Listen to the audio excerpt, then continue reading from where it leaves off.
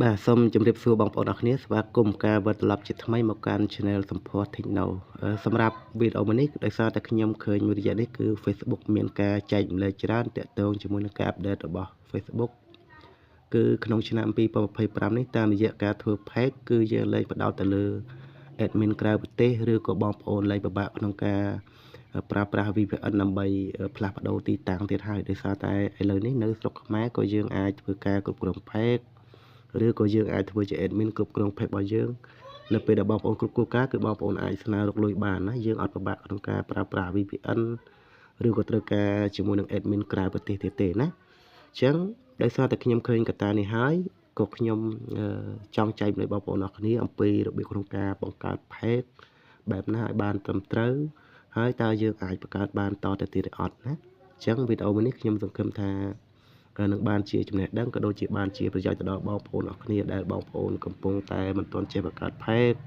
ចង់ចេះបង្កើត page ចង់ចេះរកលុយតាមរយៈ Facebook page ត្រូវហើយគឺខ្ញុំនឹងបង្ហាញបងប្អូនអរគ្នាពីចំណុចចាប់ផ្ដើមតែម្ដងចឹងកុំឲ្យខាតពេលតោះសម្រាប់បងប្អូនអរគ្នាថ្មីដែលបានទស្សនាវីដេអូនេះឬក៏វីដេអូផ្សេងទៀតរបស់ខ្ញុំបើគិតថាវីដេអូដែលខ្ញុំចែកម្លែកទៅផ្ដល់ជាប្រយោជន៍ក៏ដូចជាចំណេះដឹងដល់បងប្អូនអរគ្នាហើយបងប្អូនមិនទាន់បានចុច Subscribe Channel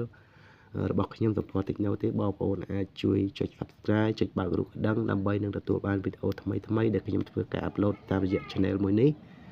ឬក៏នៅក្នុងវីដេអូផ្សេងទៀតរបស់ខ្ញុំណាសម្រាប់បងប្អូនអរគ្នាអរគុណទុកជាមុនសម្រាប់ការលើកទឹកចិត្តដោយការចុច Subscribe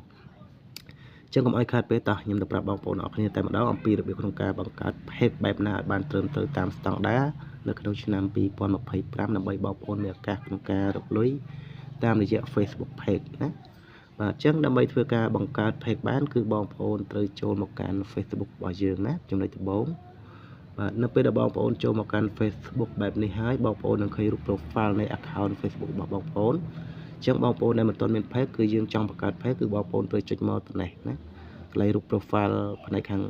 ស្ដាំលើខាងលើនេះដែលមានរូបសញ្ញាត្រេក3នៅពីខាងមុខខ្ញុំបងប្អូនចុចទៅនឹងមកបាទតទៅទៀតវានឹងបង្ហាញទម្រង់បែបនេះបាទក្នុងករណីដែលបងប្អូន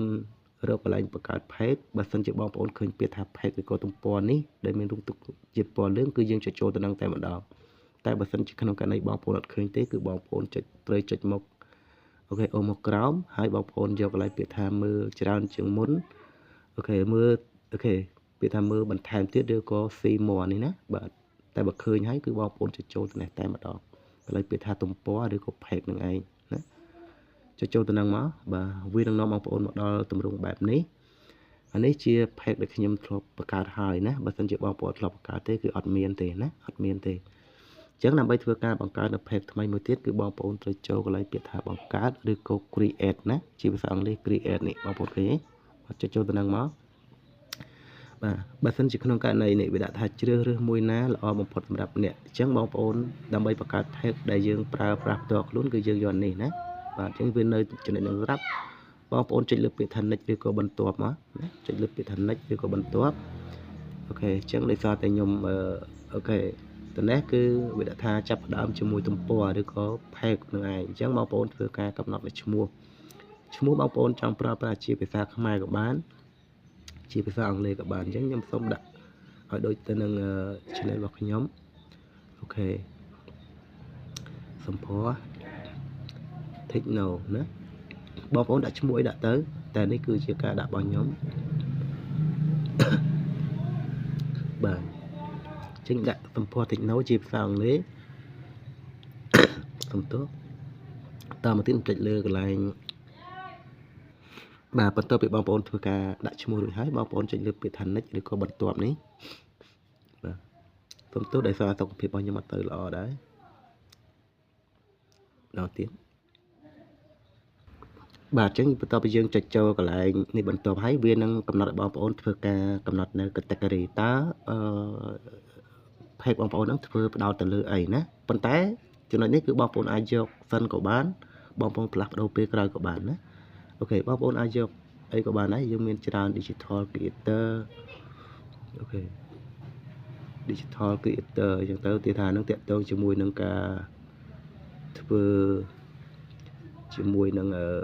វីដេអូផ្សេងបែបនេះអញ្ចឹងទៅ បើសិនជាវានេះឲ្យអូខេឬក៏បងប្អូនយកឲ្យតែបានសិនក៏បានដែរអូខេជាតន្ត្រីករឬក៏ជា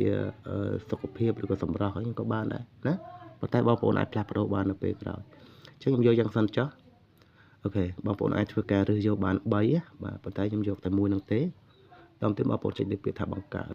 ណាបើចុចលើពាក្យបង្កើតហើយយើងធ្វើការរងចាំវាបន្តិចសិនដើម្បីឲ្យវាធ្វើការបង្កើតឬក៏បំពេញនៅព័ត៌មានដែល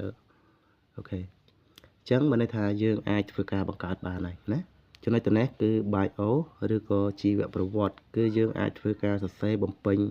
ជាមួយនឹងព័ត៌មានជាមួយនឹងអត្តសញ្ញាណរបស់យើងឬក៏យើងសរសេរគ្រាន់តែពាក្យ hello សូមស្វាគមន៍អញ្ចឹងទៅ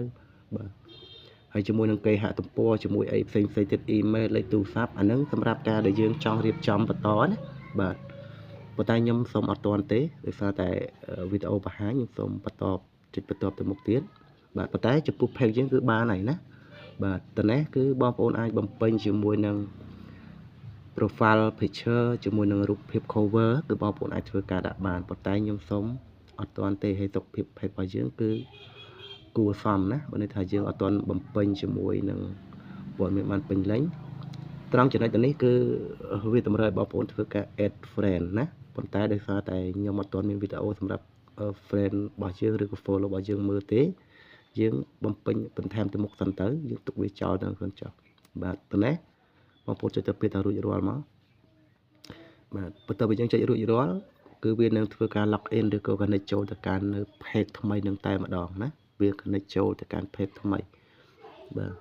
អញ្ចឹងបានន័យថា page របស់យើងគឺអូខេហើយគឺយើងអាចបង្កើតបានបងប្អូនណាបាទទោះដល់ទៀតបាទឥឡូវយើងបានធ្វើការ connect ចូលមកកាន់ page ដែលយើងបានបង្កើតមិញជាស្ថាពរហើយបងប្អូនអាចធ្វើការ log in log out តាមរយៈនេះណាអាចផ្លាស់ប្ដូរចូលទៅកាន់ Facebook ឬក៏ដូរទៅកាន់ page របស់យើងមួយណាក៏បានដែរតាមរយៈចំណុចនេះណាបាទប៉ុន្តែចំពោះការបង្កើតគឺមានប៉ុណ្ណឹងទេន័យថាបងប្អូនអាចបង្កើតបានដោយជោគជ័យហើយណាបាទអញ្ចឹងជាមួយនឹងការរៀបចំយើងបង្ហាញបងប្អូននៅក្នុងវីដេអូបន្តបន្ទាប់នេះជាវីដេអូដែលខ្ញុំប្រាប់អំពីរបៀបក្នុងការបង្កើតទេបាទចំណុចនេះគឺយើងអត់អីទេយើងចុចចូលទេទៅមកណានៅហើយយើងចុចយកយល់ព្រមដើម្បីប្រើប្រាស់ទិន្នន័យបាទតែប៉ុណ្ណឹងគឺរួចរាល់បងប្អូនណាបាទសម្រាប់ការបង្កើតគឺមានតែប៉ុណ្ណឹងទេចំពោះវីដេអូក្នុងការរៀបចំខ្ញុំនឹងបង្ហាញបងប្អូននៅក្នុងវីដេអូទី2ដើម្បីឲ្យបងប្អូនចេះក្នុងការរៀបចំឲ្យបានត្រឹមត្រូវតាមស្តង់ដារអរគុណបងប្អូនសម្រាប់ការតាមដានទស្សនាវីដេអូមួយនេះសង្ឃឹមថាបងប្អូនអរគុណនឹងចូលចិត្តក៏ដូចជាបានប្រយោជន៍អំពីវីដេអូមួយនេះអរគុណជម្រាបលាជួបខ្ញុំវីដេអូបន្តបាយបាយ